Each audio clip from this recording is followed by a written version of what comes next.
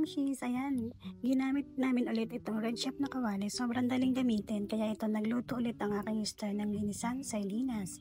Una nagpainit ng konting mantika, tapos sibuyas at bawang muna para super bango. Sunod kamatis, dinurog yan para lumabas yung katas. Pagkatapos, nilagay din yung isang lata ng sardinas. Hinati-hati lang yan siya para kumalat ang lasa. Nilagyan din ng konting tubig, asin at paminta, tapos sinayaan lang kumulo para mas kumpleto. Siyempre naglagay kami ng siling green. Ang sarap talaga niya pag mainit pa, at syempre dahil red chef kawali ang gamit namin, hindi dumidikit at super bilis linisin. Kaya eto na, simot sarap na ulam. Kaya kahit tight ang budget, try nyo na din mga momshies. Alam niyo, ito talaga yung nagpalaki sa akin na ulam eh. Talagang favorite to ng family namin, as in.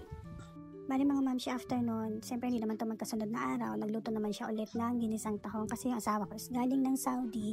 Once a year siya umuwi, sanay siyang magluto ng malasa at masarap, kaya grabe ang sarap. Tumaba talaga ako ng gusto nung nagkasama kami nun sa Saudi. Kaya ako, nung umuwi naman ako, kaya siya naman every year umuwi. So yan, nagpainit siya ng mantika, tapos bawang, sibuyas at luya, pampabango. Tapos sinunod na yung malalaking tahong, hinintay lang bumuka, tapos haluin. Naglagay rin siya dito ng Sprite, kaya ang sarap talaga. Naglagay ng konting tubig, asin at paminta, at konting seasoning para mas malasa. Nang kumulo, yan, ilagyan niya ng konting paminta.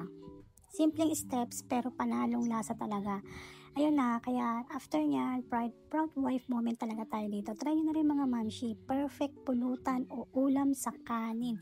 So, yung 1 month na stay ng asawa ko talaga, sulit talaga. Talagang ang sarap ng pagkain namin for 1 month talaga. Ewan ko ba bakit hindi namin ito naluluto ng nanay ko, pero sa ngayon bawal kasi remember ang tuhod.